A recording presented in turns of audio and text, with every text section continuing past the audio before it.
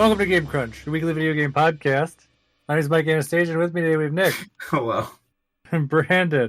I interrupted. Yes. You always interrupting Brandon.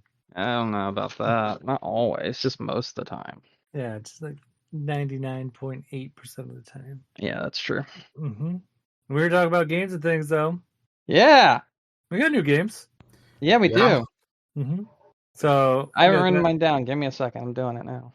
Yeah. Mm-hmm. But we got Mario Party Superstars, Pikmin Bloom, which was announced while we were recording our last episode. Yes, it was. And those are the big ones, but we got other stuff too. So, you guys ready to get started? Yeah. Yeah. All right, let's get into it.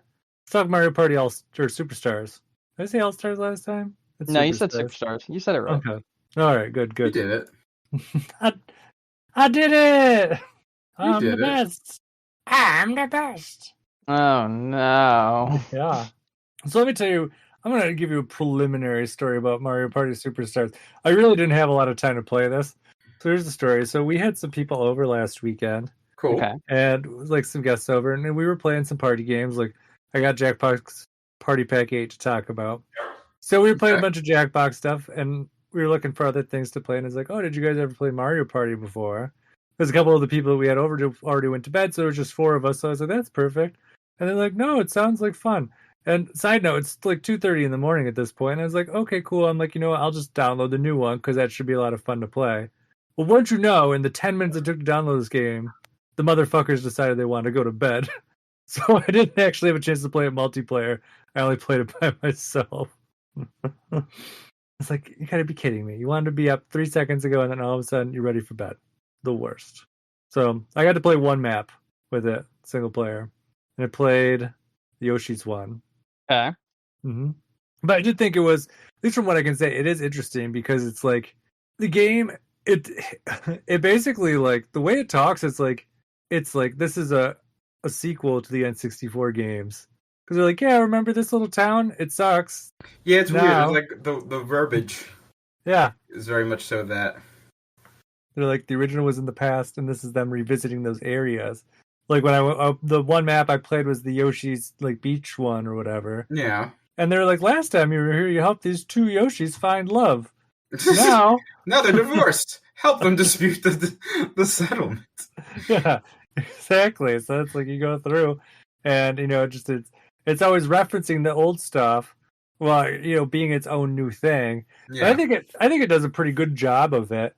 Like I really enjoyed what I played. Like it definitely is the most Mario Party classic game that I think I've played since at least like Mario Party 4. Like, Yeah. because everything after that had some sort of like new twist on it, and this one does it. It's like, hey, Nope. here's the board games. Hey, Here's I'm some of the best Mario games. Party. There you go. Yeah, and just duke it out. Mario grows his best mullet and says, "I'm here to party." Mm-hmm. Could you not tell by my sweet mullet? Yeah. Is Mario so- Banjo Dirt? Well, no, Yeah. because mullets are party in the back and business in the front. So he grew out his mullet because he's here to party. Mhm. Understandable. But he's also ready to, like, I don't know, maybe do Yoshi's To taxes. business. Yeah. Mm, Yoshi's tax evasion. That's the Yeah, next yeah. Yoshi game. Mhm. The game was in the Humble monthly bundle this month. Huh. Yoshi's Turnip tax Boy. evasion. No, Turnip Boy commits tax evasion. Oh, yeah. But yeah, I mean, I liked what I played. I don't have, like I said, I don't have like a lot to say about it because I didn't get to play that much of it. I played a bit of it. Yeah, how did Yeah. How did it fare with you? So, I will say, is this a $60 game? Yeah. Okay, because I bought it at Walmart, because Walmart does this very cool thing where they're like, hey, that new game that just came out is $10 cheaper. Yeah. So I went to Walmart and I bought it for $50 dues.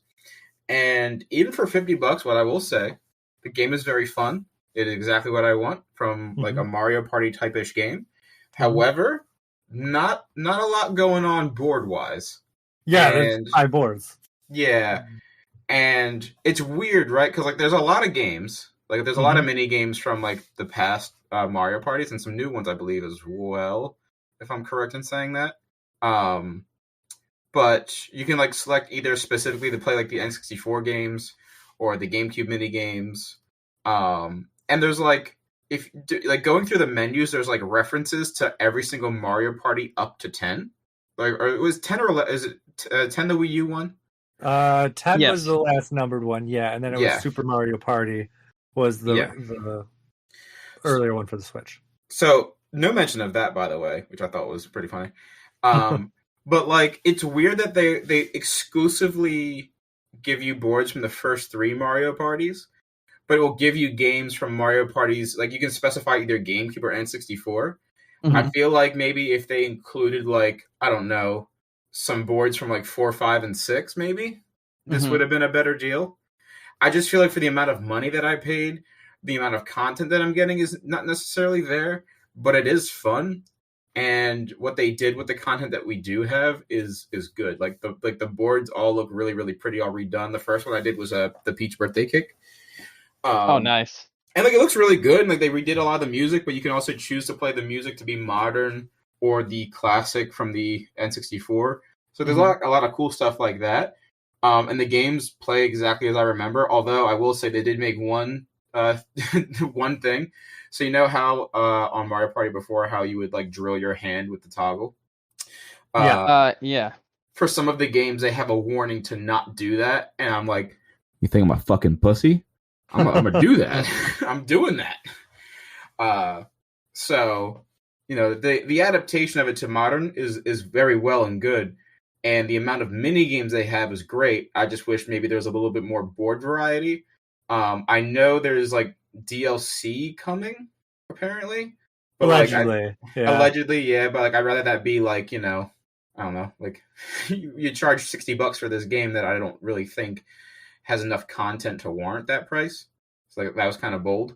So I feel like that should maybe be maybe it's not DLC, maybe it's just like a content update. We're like, hey, we got more boards for you.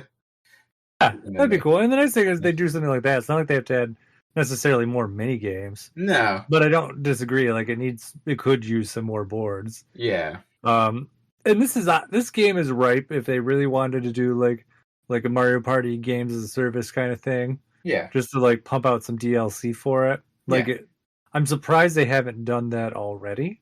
Because even Super Mario Party seemed like it was ripe for it.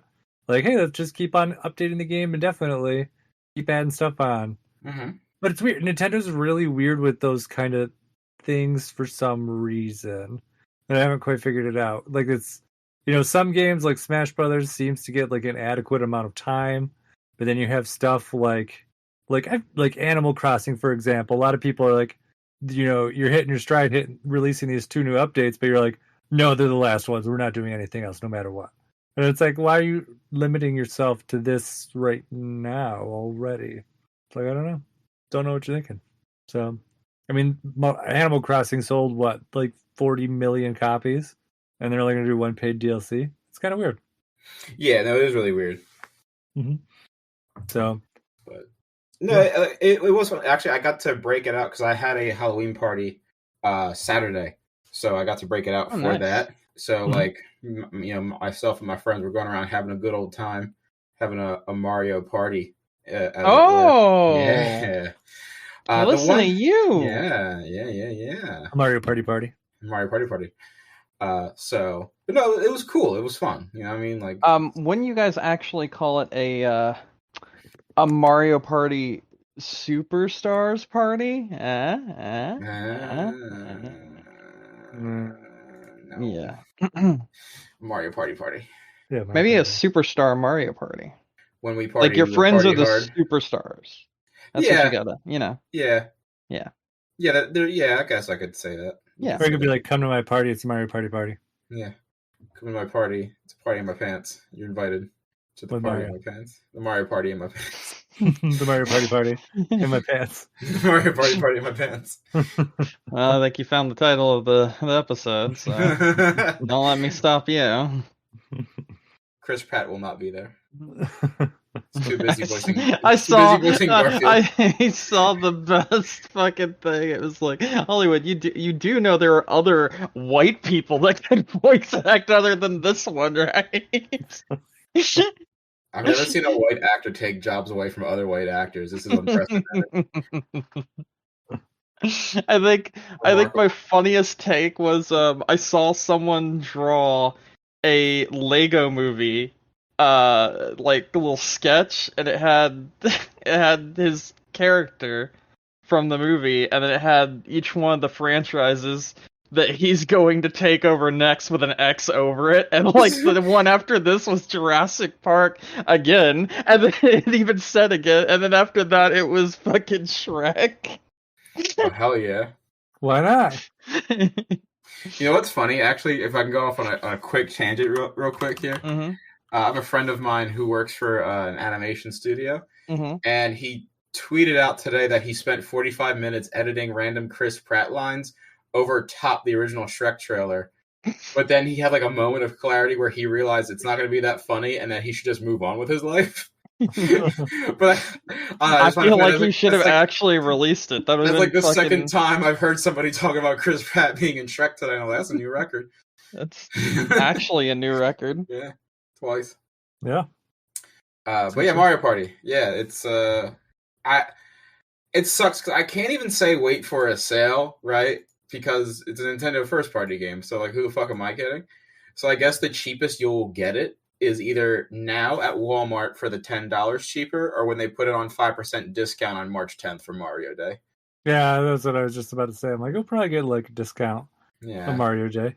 I mean, it's usually like 10%. So you Yeah. get it for like, $50 or whatever. But with that 10%, you too can avoid paying taxes.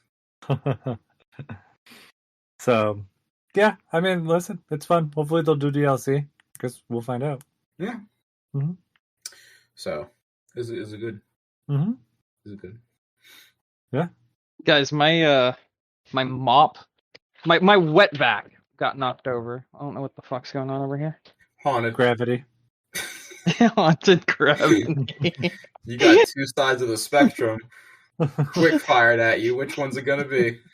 I like the spooky answer more so, honestly. You like to think that there's like some small Victorian. For some reason, in Georgia, there's a small Victorian. Well, I guess that would make sense. There's a small Victorian ghost, and he's like, "Fuck that shop back."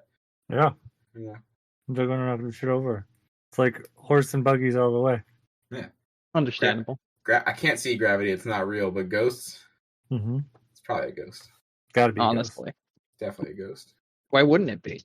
I mean, they have to find somewhere to go after my Halloween. life isn't exciting, so I need to take any opportunity to make it exciting. Yeah, obviously. So I'm gonna say it's ghost instead of the natural thing like gravity or like a gust of wind or maybe. Do you have cats? I do. All right, because cats just love knocking shit over. Yeah, I saw a little Halloween comic, right? And it was like, who's to say the ghosts are human ghosts? 3 a.m. in the morning, shit gets knocked over. Clearly, it's a ghost cat. Oh well, yeah. It's gotta be. Yeah. Mm-hmm. Anyway, what are we doing now? Where are we moving to? Let's talk about Pikmin Bloom. Speaking of I moving. don't know. I didn't even see the fucking original trailer. I left and I came back and it was fucking gone. Pikmin Bloom was gone? It was erased from existence? I'm confused. I have it. Yeah, I have it too. I tried it a couple days. Did you know? No fucking clue what's going on. But I got it. It's reskinned Pokemon Go a bit. Well, some of it, like the maps and stuff, definitely are. Yeah. And then like the egg hatching thing is basically like turned into the Pikmin. I'm gonna load it up just so I can talk about it in real time. Like the egg hatching thing, and the walking was that. It's like that's like their adaptation. Yeah. I haven't done because I think there's like how like Pokemon had its gyms. This has like I don't know. I guess you walk up on like a giant like enemy and you can like take it down together with other people. Like that's a thing you can do. Oh, okay. That I haven't done yet.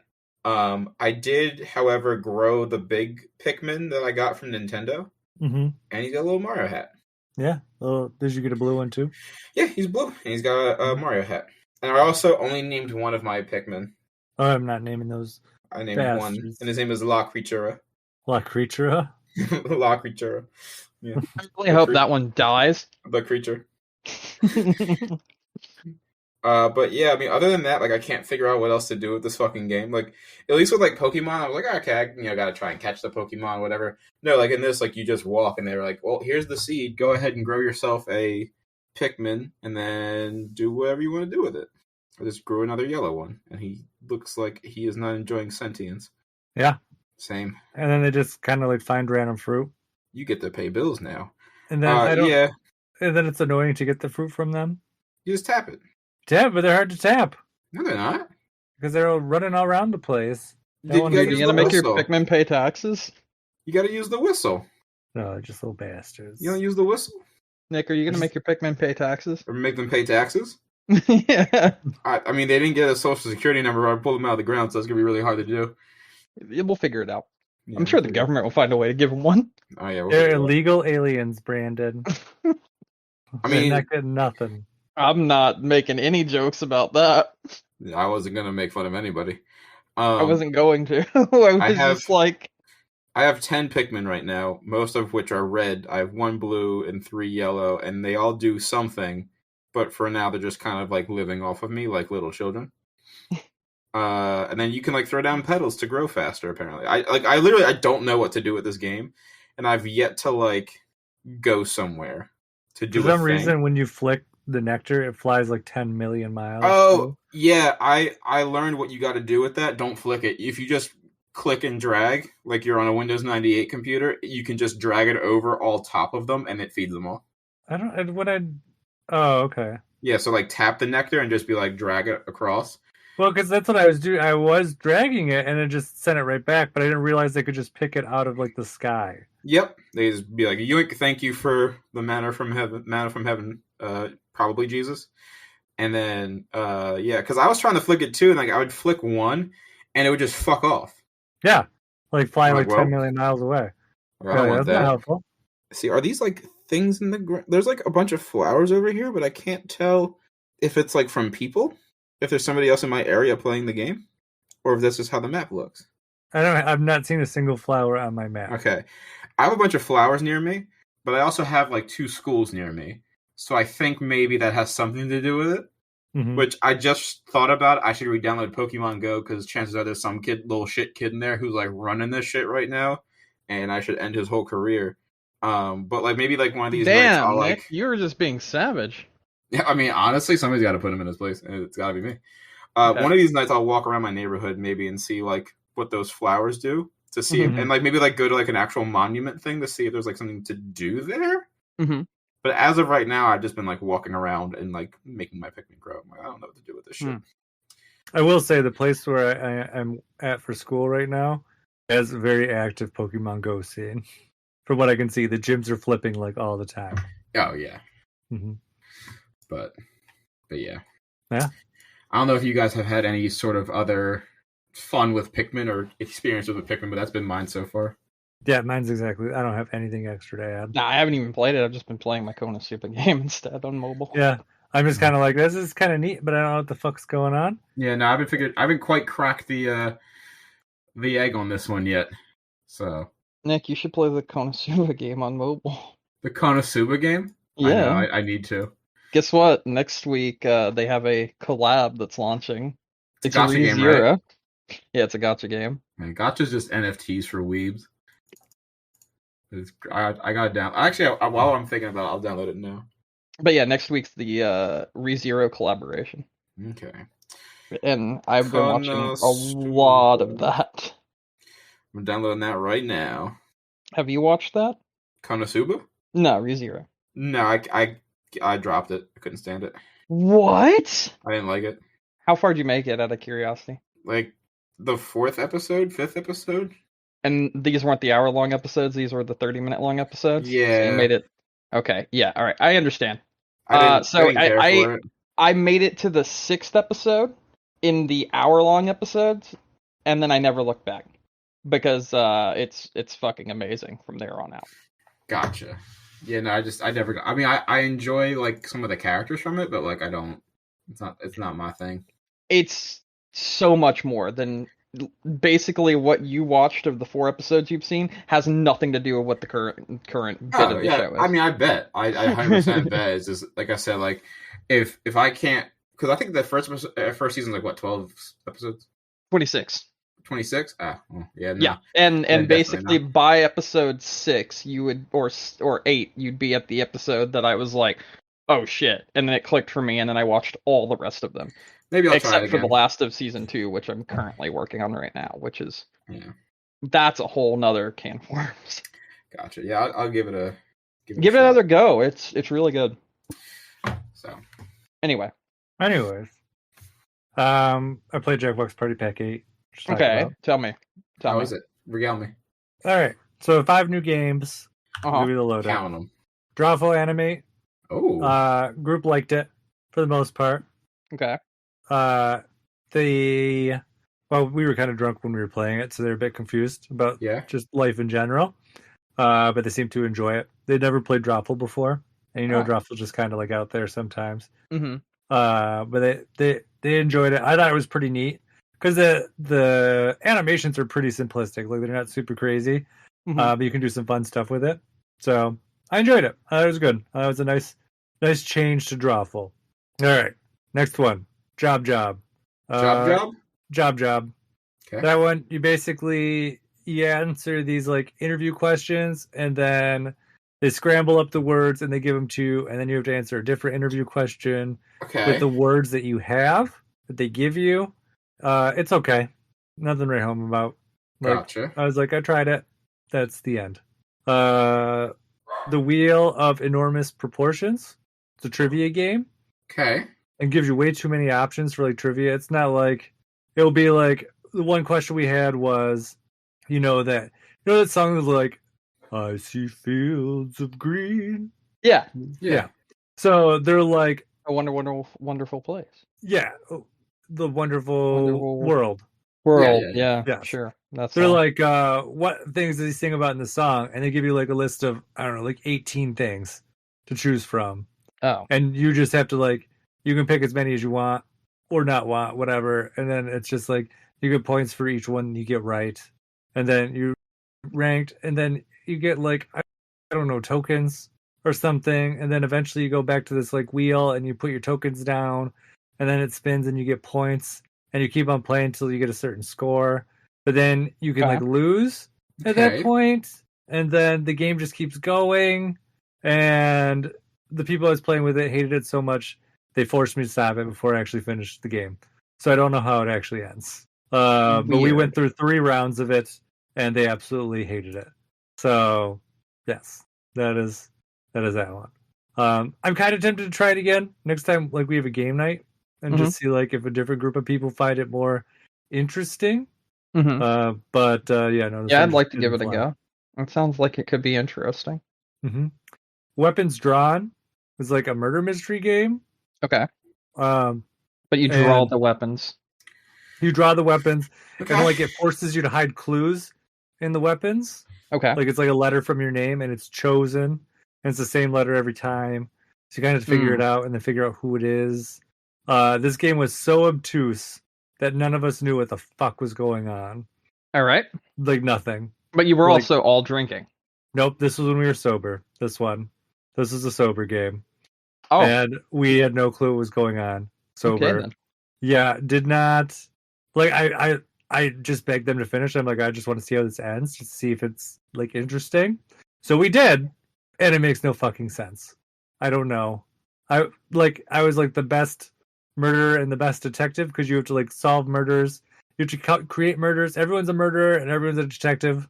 But it's just, like, you don't know what you're doing, and you don't know what you're looking for, and it's just blindly guessing, and it wasn't fun.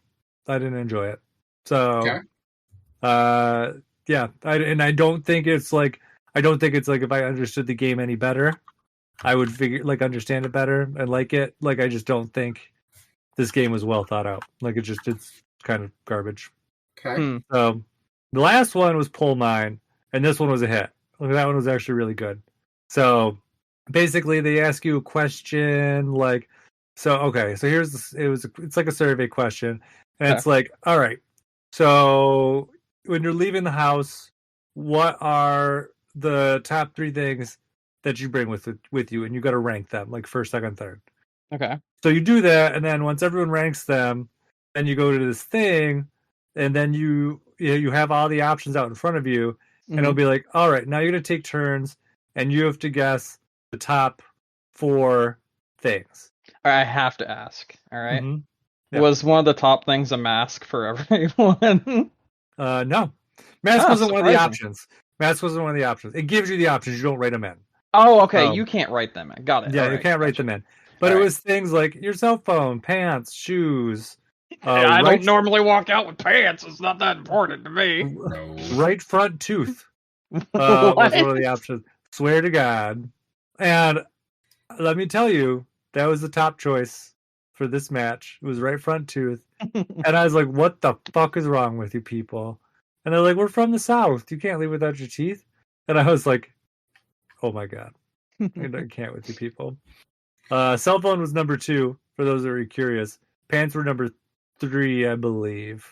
Okay. But yeah, so it's interesting. But anyway, so for each one you get right, you get a torch. For each one you get wrong, you lose a torch. And then basically, when you lose all your torches, you're out of the game. So it's like a team game. Like you break up into teams.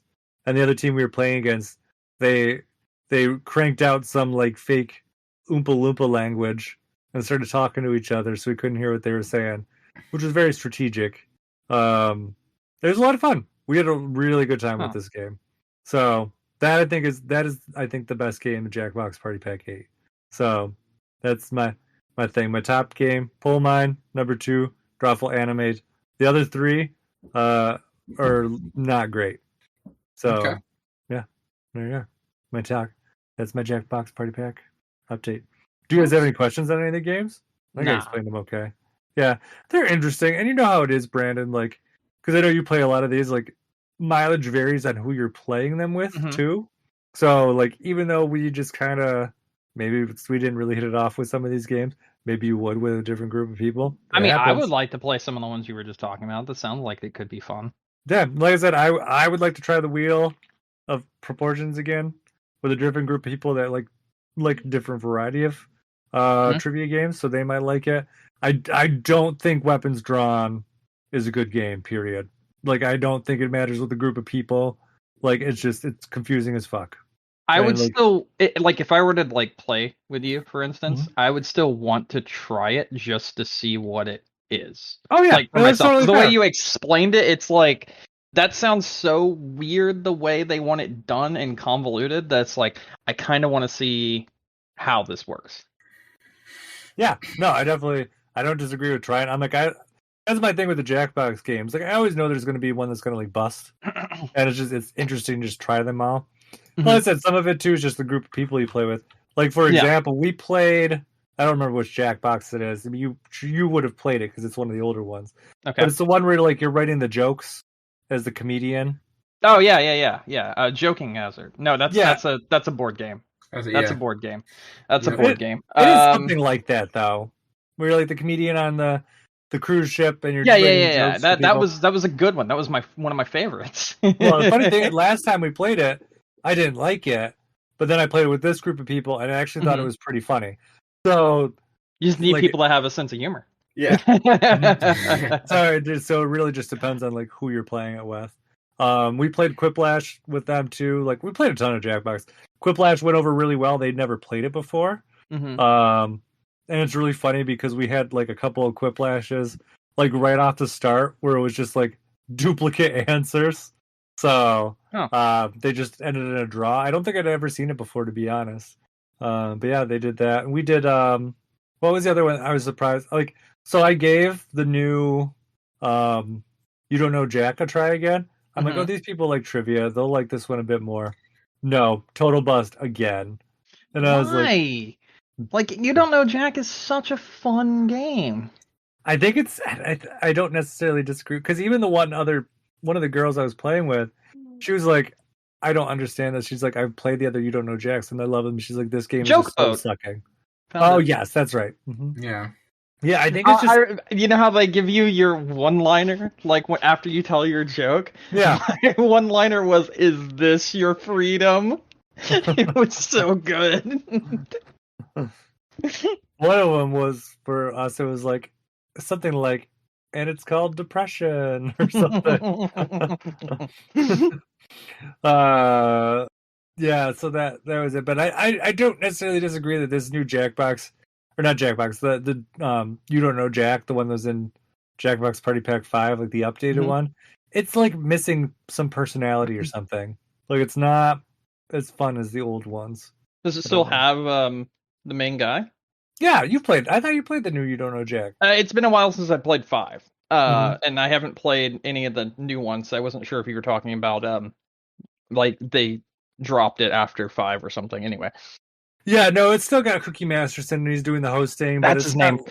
He has such a good name. He upset them so much that every time he saw them, they saw him pop up when it's like Jackbox games, he's like, "Get the fuck out of here!" Like, why? He scarred them. Because they just had such a bad time with the new You Don't Know Jack. That which sucks. Is unfortunate. Yeah. Because I used to love You Don't Know Jack. I played it on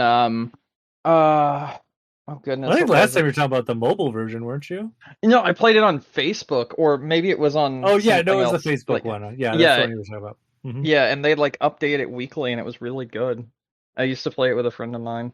Even the one that's on You Don't Know Jack or Jackbox Party Pack, the first one, is a good version of it. Like I really enjoy that one too. But it's just there's something about the presentation on this one that's just kind of off-putting for people, and it's not. It seems like it's not super easy for people who don't know what they're doing to get into it, and I don't quite understand why. So they missed something in the presentation on this one, which is too bad. That does suck. And then the only other thing I wanted to talk about too, because I didn't have a chance to talk about it last week because I didn't have them yet, was my N64 controller showed up. Oh yeah, let's talk about that. So I got it, and it is an N64 controller for the Switch, which is exactly what we wanted, which is great. Some nice features that it has. It actually has a home button, so you can turn on the system with it and not have to re-switch the controllers once you turn the system on, so you can use it properly, which is nice.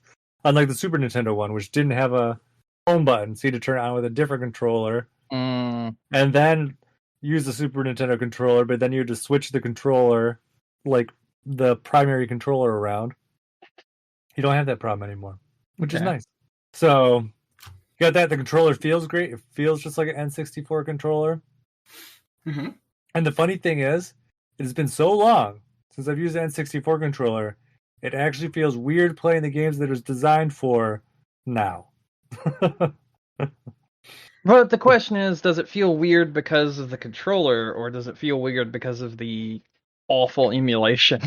No, it's neither. It's just, I have played the N64 games on not N64 controllers for so long that it's just weird to play it on the actual controller again. Okay. Because I'm so used to the buttons not being like... Because, I mean, like, for example, like Ocarina of Time, this has been ported so many times, and most of the times when you play it, the C buttons are assigned to the C stick. So you're using that to do everything, but now there's actual C buttons again. So it's like, oh, that's weird. I'm not used to that. Because that's not usually how it is. So you have things like that, which are just, it's nice to play with them again. Or even, I think, too, when I talked about the stuff last week, I can't remember, were you here when I talked about the NSO last week? I think you were out by then. I think I had left by then. Yeah, because I was talking about how, like, Star Fox was confusing because of the changes to because the controllers are so fucked up playing on the Switch with the NSO. Like, yeah, I've heard really that dropped the ball. Awful. Because, like, things like on the N64, for example, like, the A button is, like, the lower button and the B button's above it. But, like, they didn't switch those around. So, like, if you're playing Super Mario 64 for some reason, they're opposite. Like, you're jumping, like... It's just broken. It's just wrong, is probably the best way to put it. And they don't have any way to reassign the buttons. Star Fox is weird because, like, to do your right tilt, it's the R button, but to use the left tilt, it's the LZ button. And it just doesn't make any sense. And why they don't let you reassign the buttons, especially per game, just is nonsensical. I don't understand it. because that's not been an issue. Like, the controls were well designed on the other, like, this wasn't an issue on the Wii or the Wii U. Like, this is a new issue for the system. So why this happened now doesn't make sense. But, I mean, the good news is if you want to shell out $50 for an N64 controller, plays great. So there you go. Yeah, that. And the controller feels fantastic. It feels like an N64 controller. It's got a really nice rumble though too. Like the rumble pack kind of sucked. If you ever had one, like it rumbled and it was new and exciting at the time, but it wasn't a great rumble. Like the one that's built in the controllers now. It did its best. I didn't for the say, time. It did its best for the time, but nowadays not a great rumble. This new one's a great rumble. Great rumble. So it's rumbling and tumbling all the time, just like it should. Okay. Yeah. So I like it. I legitimately do not have anything bad to say about the N64 controller. It seems like they fixed. Like I like the Super Nintendo controller a lot. It felt a little different because I think they used a different plastic. That was fine. I didn't really mind that too much. My only real complaint about it was that it didn't have a home button, so you couldn't use it to turn the system on or off. So that was kind of okay. But the N64 controller fixed that. It feels great. Looks great. You couldn't ask for a better N64 controller. So okay. Yeah, there you go. That's it. That's all I got to talk about. I was going to say, if I can follow that up, because I got the other controller. Ooh, yeah? Yeah. I got the N64 controller. Or not the N64 controller, the Genesis controller. And honestly, it's the same. It's the same experience. Same thing, home button, screenshot button. There's a mode button I can hit to do the save state loading. I have a bunch of the Genesis beans, and it feels 1-to-1. There's a lot of people pointing out how weird it was that a Sega Genesis controller that when you flipped it over said both Nintendo and Sega on it. That is kind of weird, not gonna lie. Yeah.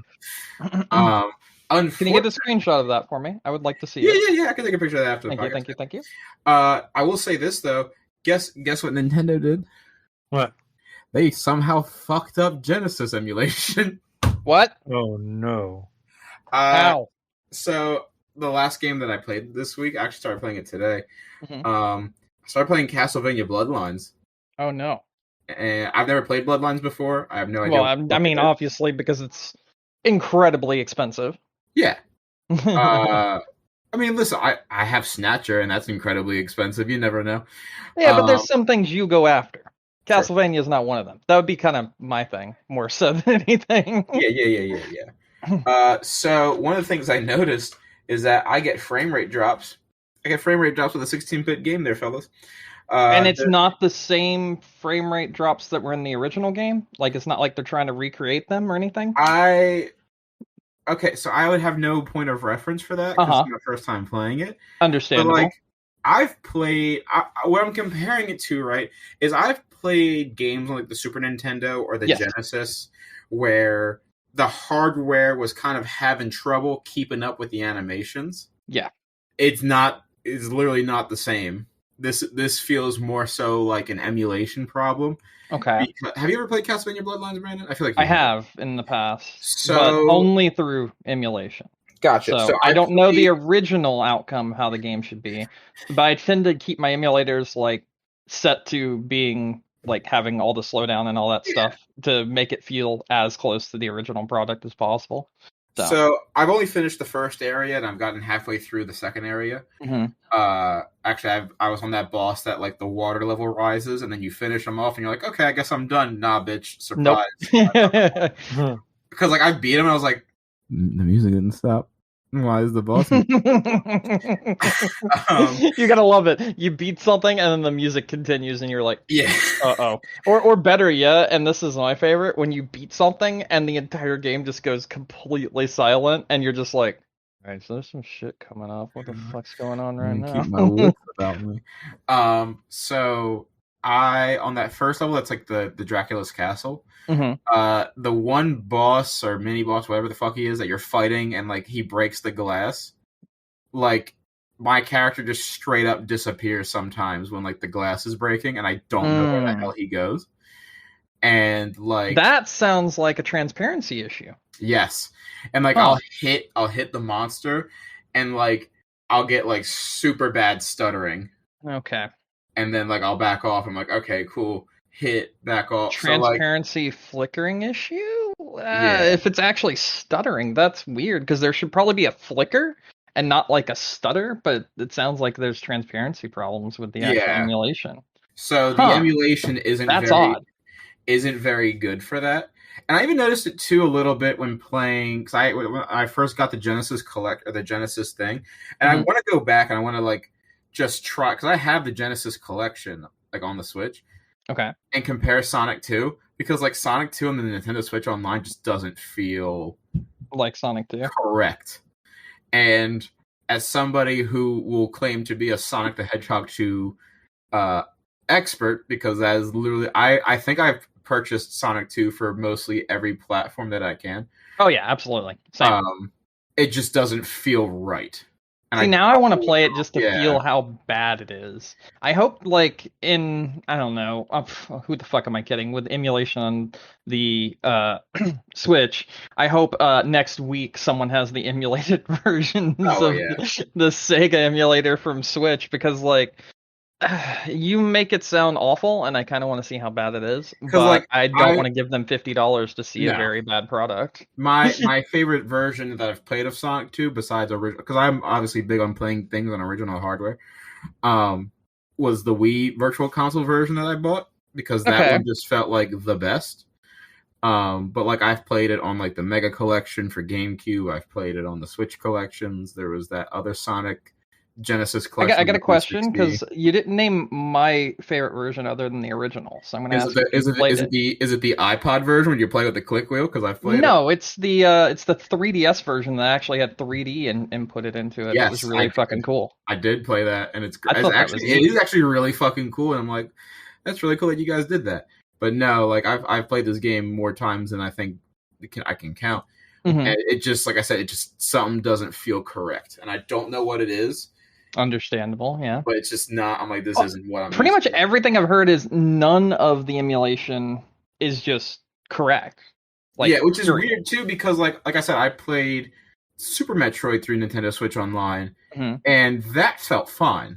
Okay, but you've never played Super Metroid before. How do you know that it actually? No, I did. You have. Okay, so you have played the Super Nintendo, and I've played it. Yeah, and I've played it. Okay, so it did feel fine then. All right, cool. That felt completely fine. That felt 100% fine. And interestingly too, at least from what I've read, like this is the same emulator that they used for Mario 3D All Stars, and that version of Mario 64 was fine.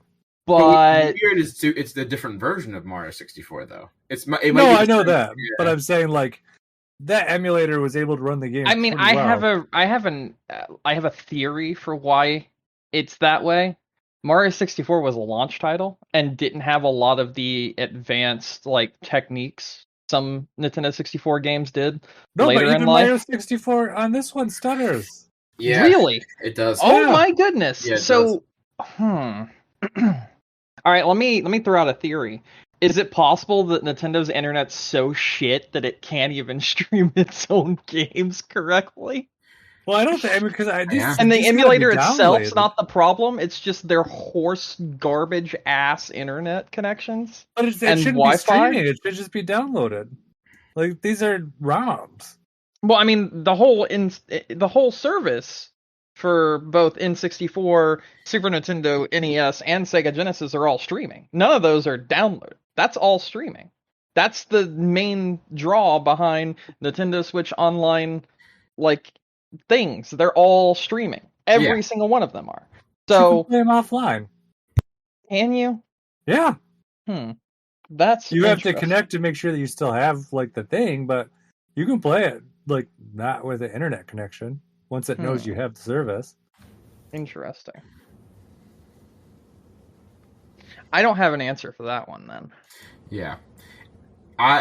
If I could, Brandon, I'd recommend seeing if you can find a bunch of people who are doing the family plan.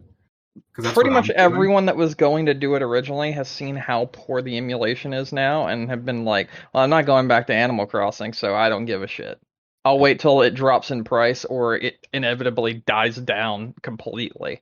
Because that's what most people are assuming at this point. It's either going to be killed off or they're going to have to drop the price.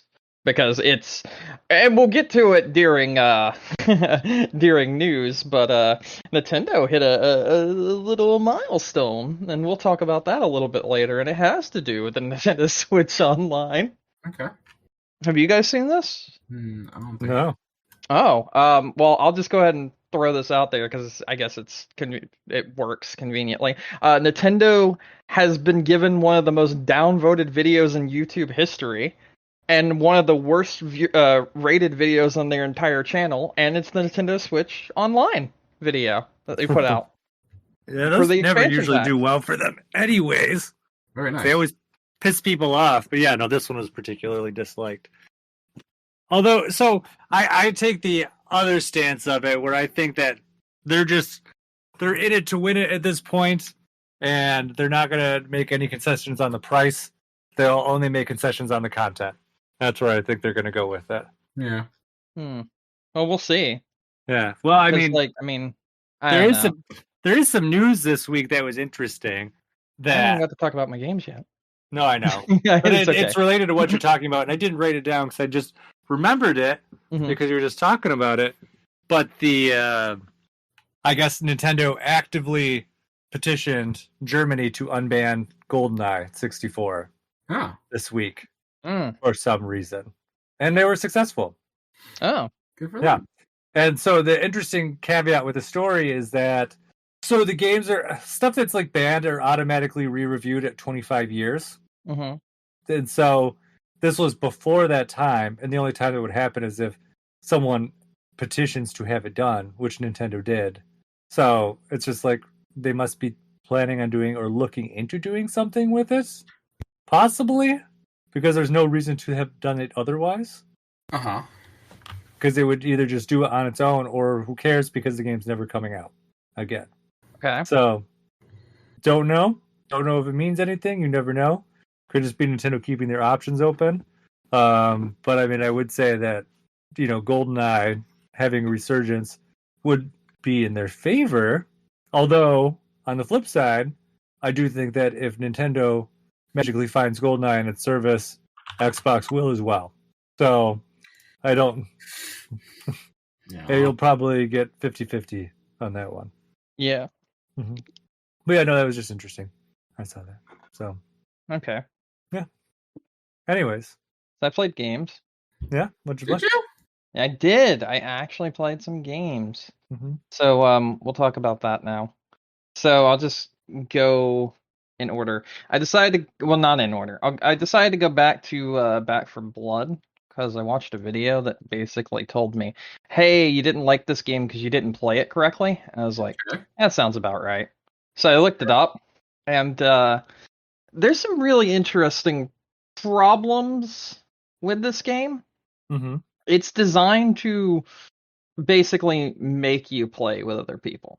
If you play with bots, you don't get the caravan points, and if you don't get the caravan points, you can't unlock the cards that you need. Now, there's no actual system, like there's no microtransactions to get playing cards for this game, but their form of doing that is making you get other people to play the game. Not like through referrals or anything, but like word of mouth, like, hey, this game's good, I need another player, that sort of thing.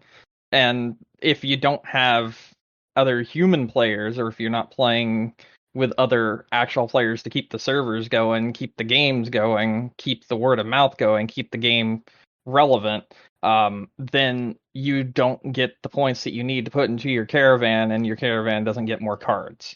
So if you don't get more cards, the game doesn't work correctly, so to speak. Lovely. This entire game is kind of built around a card system. The card system here is very odd. There's some cards that you can get and you can put into your deck, and if you use that deck, then the game plays just like Left 4 Dead 2. It makes it a completely different game. No aim down sights, you move at a slower pace, this, that, and the other. Pretty much all the conveniences of this game and like the things that make this way different from Left 4 Dead 2 get completely removed if you have this card deck and you can just play Left 4 Dead 3 more or less. There's other modes and other things you can do as well. There's like a melee build where if you're killing things with a melee weapon, you gain 1 HP for everything you kill. And like there's just a bunch of different builds you can make based on the card sets that you're able to create. And I like that idea, but it makes it so you really have to grind this game to actually play this game, which is kind of obnoxious in a way. But at the same time, like I get it because like people still play like Left 4 Dead 2 to this day. You know, they still play those games. But instead of having that organic, replayability where people want to continue playing the game, they kind of tried to force it in Back 4 Blood. And because of that, it kind of sucks that you can't just play like with bots or something and earn the cards so you can have the gaming experience that other people are going to have that are playing with friends that have also bought the game or that they've convinced to buy the game or to get it on Game Pass or whatever. And it's kind of a bit of a pain in the ass. There's some ways around it that people have found, but I'm not going to mention it because I feel like the more people that mention it and the more that word of mouth spreads, the more likely it is to be patched out. And I don't like that. So yeah, there's all that. The game is good. It just doesn't feel right unless you've set up a deck for the way you want to play the game. And like I said, the decks can really change the way these games play. So, yeah. But it is a good game. I would recommend playing it. And it's not going to be anywhere near like the best of the year list or anything, but it's good. Moving on, I played Warzone for the first time in a very long time. Yeah. Okay. Yeah, I know what you're thinking, Nick. Why?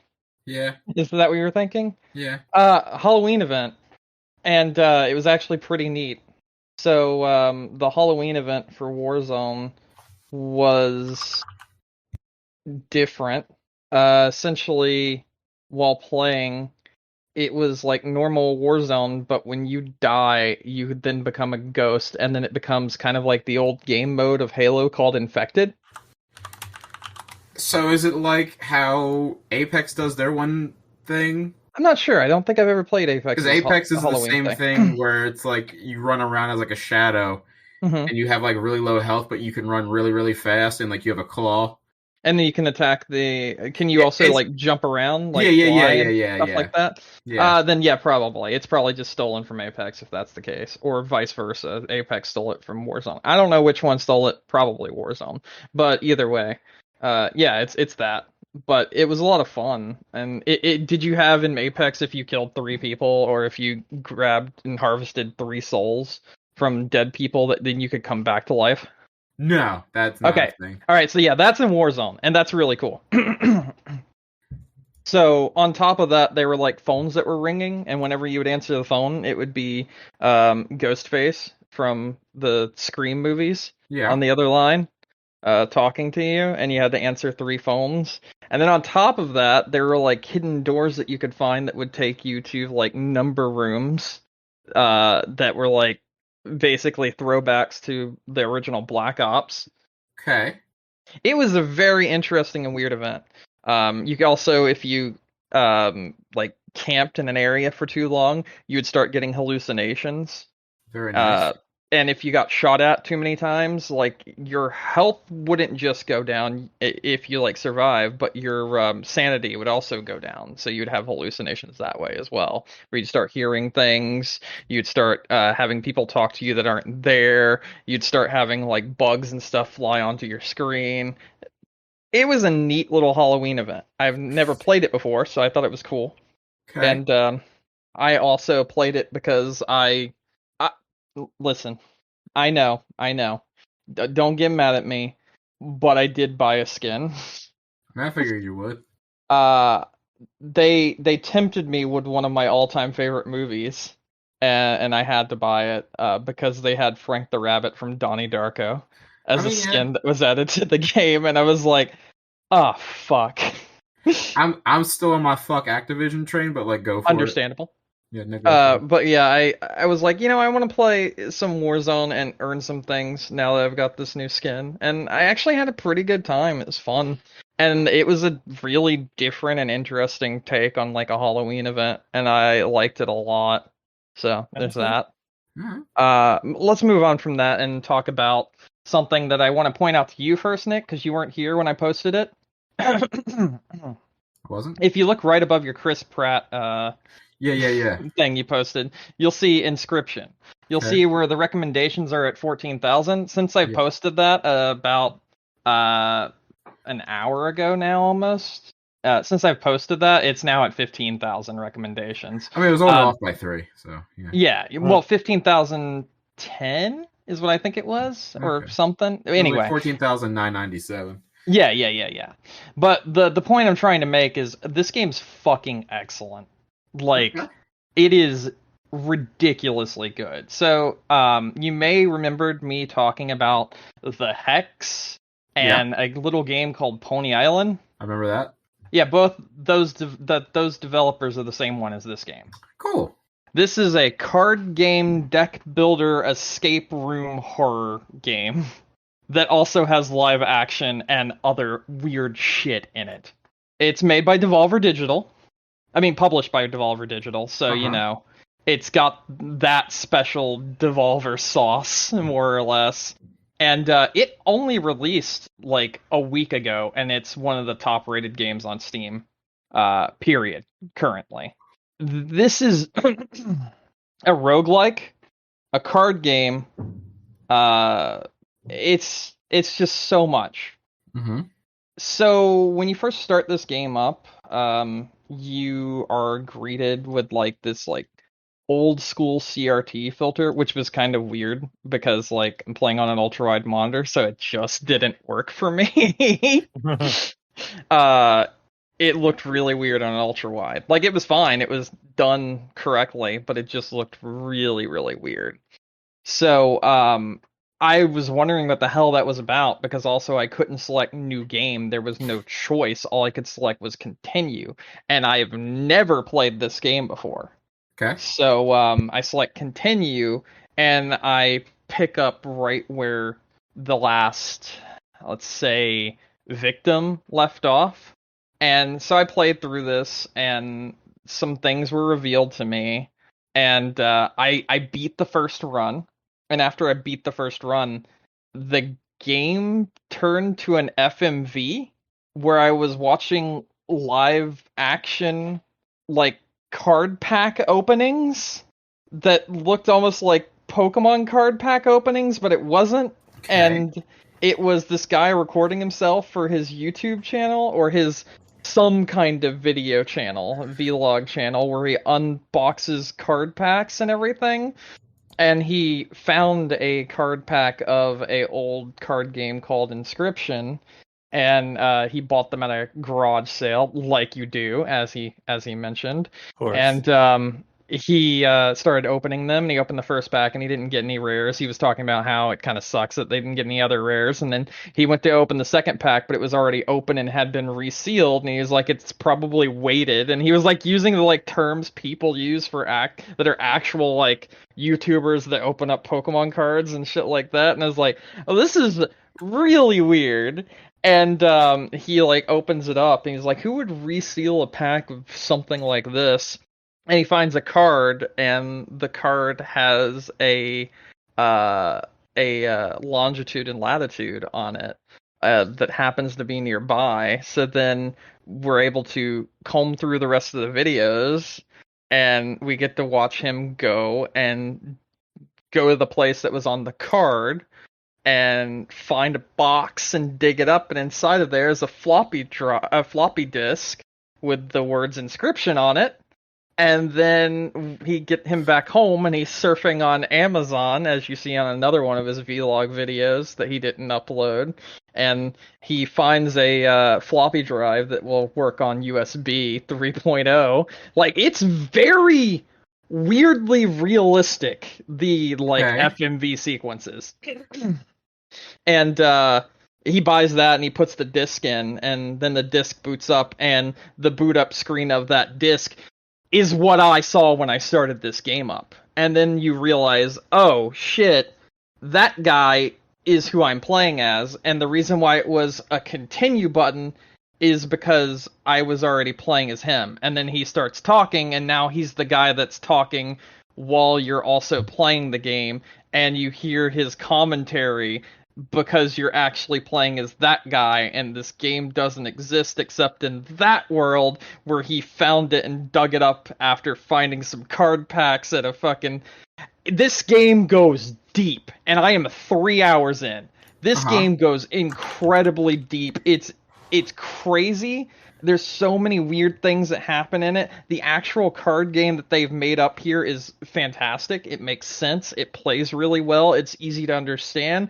But also, like, the main bad guy, he is such a bad guy that he keeps changing the rules, adding new rules, doing this, that, and the other. And when he does that, you're able to, like, get up from your chair in the game, where you would be playing the card game normally. So you know how when you play something like Magic the Gathering on the game, the interactive game, you're like sitting down at a table and you're holding your cards in your hand, but you can't see your hands and everything. You can just see your cards that you've drawn, or the Yu-Gi-Oh game, or even the Pokemon trading card game. Any of those online games that you can play, you're just sitting there and you're only able to see your cards. Well, in this one, it lets you be an actual person. So in between matches, the like guy who was essentially the let's see, what's the word I'm looking for? He's Game master? Yeah, he's basically the game master. He allows you to get up and stretch your legs, and when you do that, you can like interact with all of the room that's around you and try to solve little puzzles. And I've been able to solve puzzles by doing some pretty fucked up shit, such as removing my eyeball and replacing it with another. And there's some pretty crazy stuff here. So, like I said, the first, like, 3 hours of this, like, supposedly 15-hour game is all I'm talking about right now.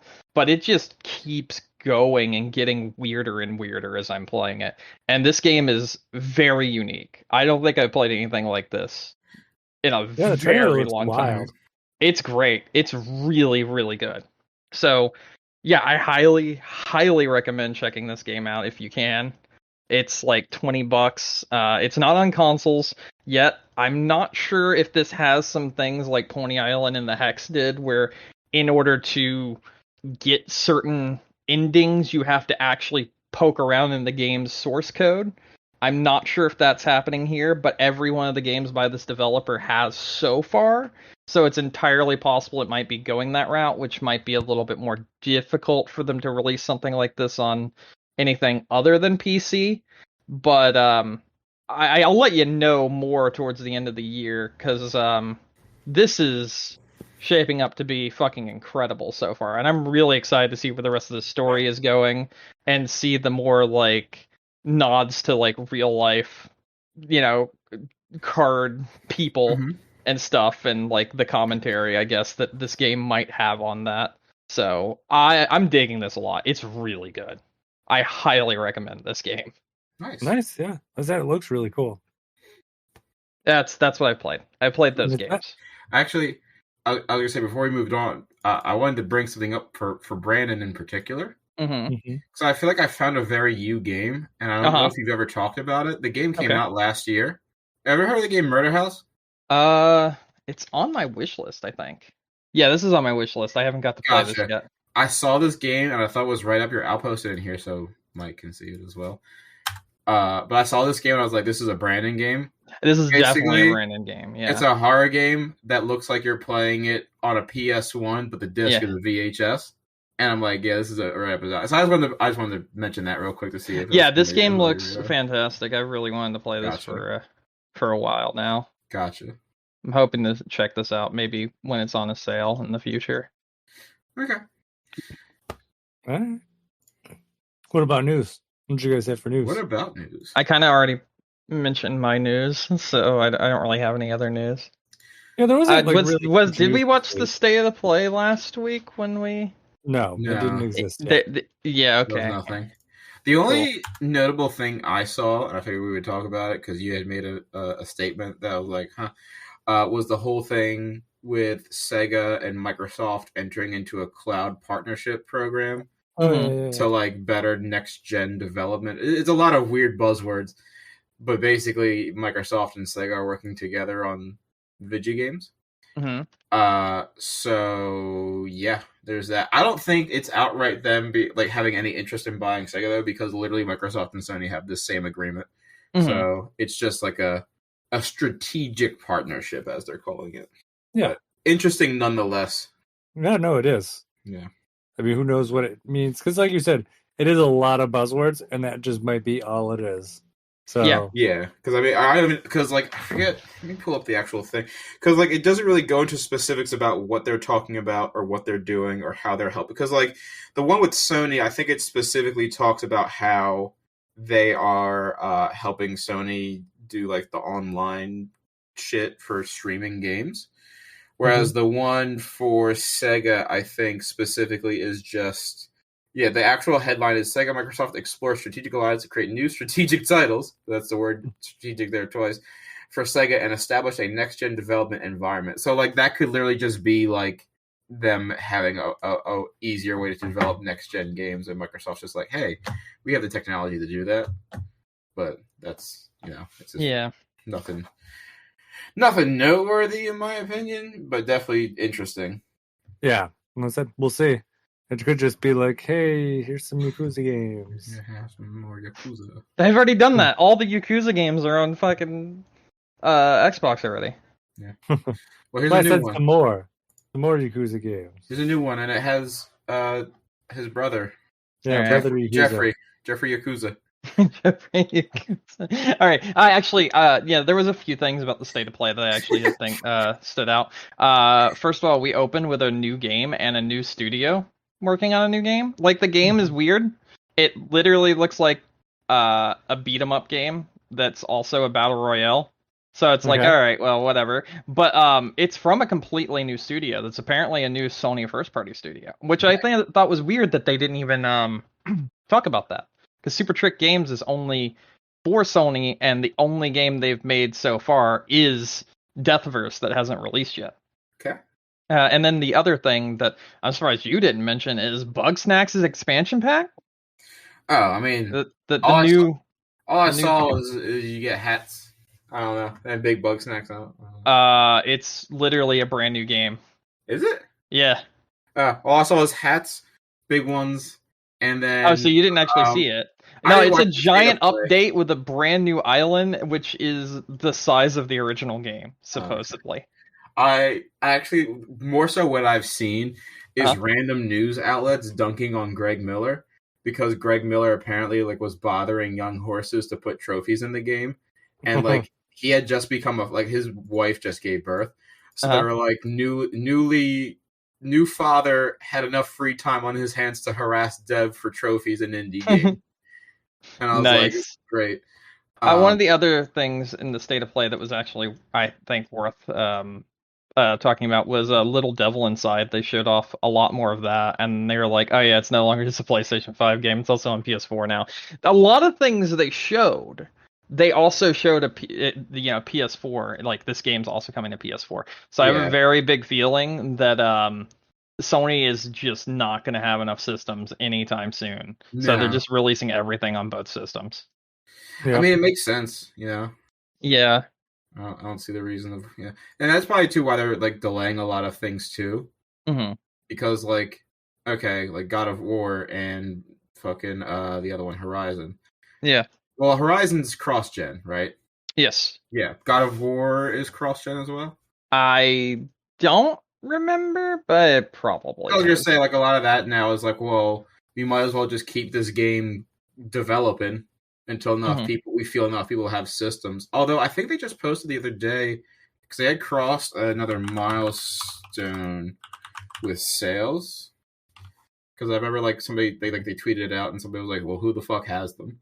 That's always the joke. I think they crossed 3 million. something like that. They crossed some milestone. 3 million in someone's basement that they're trying to sell for about $1,000 each. Well, there was that video. You see that video that was like a TikTok that was the storage room of an alleged Walmart that has just a shit ton of them. No. Yeah, there was like a TikTok that was going around, and they were like, "Yep, there's a whole warehouse that Walmart has full of PlayStations. This is why you can't get them." Mm. I was like, "That's interesting." I don't know how true it is because there's no timestamp. Uh-huh. But I also wouldn't be shocked if, like, right now stores were stockpiling them for the holiday season. Yeah, you're getting to that point. Well, that was July. This was because that was 10 million, so I was way the fuck off. I forget. Oh, so they that's what it was. They sold 3.3 million PS5s in the last quarter, bringing their total sold units to 13.4 million. So right now, if they were to release a PS5 only game, the maximum they could reach is 13.4 million, which I guess is not enough for them. So, yeah, I don't know, but I didn't really watch the state of play because we watched it, yeah. And then we were very disappointed. There was barely anything to it. It was pretty shit. I feel like it's weird too because I don't know why Sony does this, and like Nintendo does it, but like when Nintendo does it, it's actually hype. But well, maybe not all the time, but like Sony, like a few days prior, like a week prior, they announced God of War for PC, and then they're like, "Hey, we're also going to have a state of play this week." And I'm like, why wouldn't you just wait a week? And like that would have been a cool closer for your state of play. Yeah, if you're like, "Hey, God of War is coming to PC. This is when it's coming. Have fun." Yeah, Nintendo usually doesn't do that though. Like, I think they do that sometimes though. I feel like there's maybe been like an instance where like something was leaking and they're just like, yeah, it's real, and check out the Nintendo Direct. I guess specifically what I'm referring to is like at E3 when they were like, there's no 3DS XL, then next week it was like, guess what, bitches? You know. Oh, I thought you were saying it was announced before the Direct. Yo, yeah. Nick. What's up? The top comment on the state of play is when you get called to a meeting that could have just been an email. Like, yeah, that's what I'm saying. Like, honestly, like, did they really need to have like did they need to build the hype? Because like, obviously, cool, yeah. There was nothing here. They showed like the biggest two things probably were they actually have a release date for the final Five Nights at Freddy's game. Yeah. And then they also announced a new Star Ocean. That's it. Which, like, that's cool for Star Ocean fans. Like all five of them. No. It looked awful. Nice. Like it ran at like 5 FPS at most. Love and that was the trailer they decided to share with people. Love that. Yeah, no, it definitely was like unnecessary. I don't know. I hate like the unnecessary like I remember Katie said to me when we were watching it, she's like, I'm not one that's like has any kind of like susceptibility to like, frame rate and that sort of thing, unlike you. But even I can tell this looks like shit. Oh, well, yeah. It looked bad. It looked incredibly bad. Mm-hmm. Like, it was, like the most interesting things weren't enough to even be like B grade in a normal good Nintendo Direct. That's what I'm saying. Like they announced a bunch of shit that like I guess to some people they were excited for. No, no one was. I don't think anyone cared about this state of play. I mean, I don't know. Bugsnax fans maybe. But like again, like it didn't need to be in this. It could have just been like young horses tweeting out, "Hey guys, guess what? More Bugsnax." Mm-hmm. But I guess they had to make a big deal. I honestly don't know why. No. It was bad. Yeah. So I will say I was pleasantly surprised by how much you weren't just looking at a camera though, and in the new Five Nights at Freddy's game. I'm very surprised by what the fuck they made that game. It is like a first person like actual adventure game. I'm just happy that you said it's the last one. I'm tired of seeing that series. I don't know. It's one of those things. The last one was the last one. Yeah. So I don't know that it's the last one. Also, I'll just put it that way. But it's the last one because of everything that went down. Obviously. Huh? We'll talk about that after the podcast before you go. Okay. Now I'm gonna do a quick goog. There is one last piece of news I just want to throw out there, and it was Sakurai saying that the series Smash Brothers series is basically done without him. Yikes! That's bold. I know. He's like, it's like he's basically. He's like, yeah, I won't go anywhere without me. So I was just kind of like, oh, okay, I guess. Like, I mean, that's really weird to say that because it's like, I feel like one of the big things holding back Smash is Sakurai. Yeah. So like, I highly doubt that Nintendo's not going to continue this series unless like somehow Sakurai figures out some legalese to take the IP with him to the grave. Oh no, he doesn't have anything. No. Yeah. So I mean, there's that. We talked about it last week too, and like, I mean, I don't think Nintendo will do another Smash for probably at least 10 years. Yeah, no, I mean, obviously it's going to be like the next system that we're going to see a Smash on probably, and I don't even think it will be the next system. I think the next system. I think it'll be like two systems out before we see a new Smash Brothers. Yeah, they're just next system's going to be like what they do with Mario Kart. They're like, here's Mario Kart Deluxe, and we'll just have Smash Ultimate. Yeah, no, that'd be like Smash Ultimate completely. You're being too generous thinking that Nintendo will actually make another next system that soon. Dude, fucking Nintendo's gonna ride the Switch out until literally nothing will play on it. Well, I didn't give a time frame for the next system. Well, Nick said next 10 years. No. Mike said next 10 years. Oh, yeah. Okay, then you did give a time frame for the next 10 years. I'm okay with it if it was like.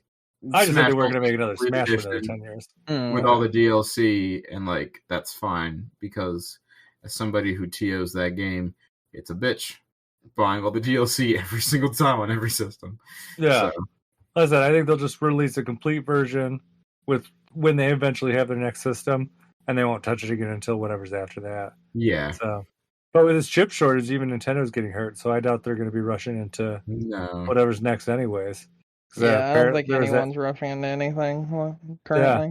Well, I mean, especially like we were just saying with Sony, like they can't get systems out there, so there's no rush for them to make PlayStation 5 games. So yeah, it's like, and there's like no point to having one. It's a shame. Yeah. So yeah, but that was the only other thing I just want to say. I just thought it was interesting. Sakurai was basically like, I am Smash Brothers. So Sakurai joins the fight. Yeah. But anyways, you guys ready to wrap up? Yeah, let's do that. All right. Thank you everyone for listening to us tonight. Don't forget to find us on iTunes, Stitcher, Google, Amazon, our website, game-crunch.com. And if you want to reach out to us, we're on Facebook, Twitter, or you can send us email, gamecrunchcast@gmail.com. Brandon? Yep. Any final thoughts? Nah. All right. Nick? No, I'm currently reading through Five Nights at Freddy's lore. Oh no! Lore or the actual information about the developer? Okay, we'll talk about that in a minute. And with that said, my name is Mike Anastasia. You can find me online on Clash Penguin on Twitter, your favorite gaming console. Until next week, game on. Game on.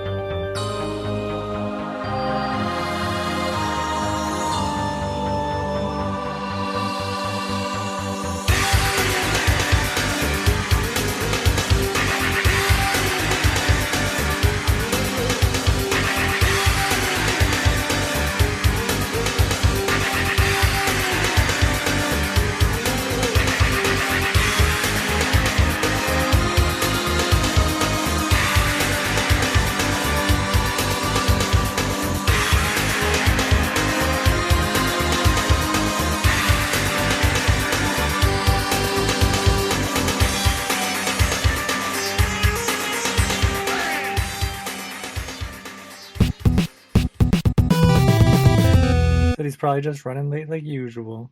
Probably. What was that? I've already defeated one of this boss's lives without even trying. Nick said he's running a little late. That's alright, we can wait on him. Yeah, I was planning to. He just said that he hit traffic, so I don't think it'll be terribly long. Yeah, it's all good. Did you kidnap a child, by the way? What? What do you mean? What was that weird baby sounding noise? That was Katie shrieking as she came in to say hi. Oh, okay. She was going, hello! Letting me know that she's awake, because she wasn't feeling good earlier, but now she's awake. Oh, that's good. I was like, I think Brandon has a small child in his house. I don't know what happened.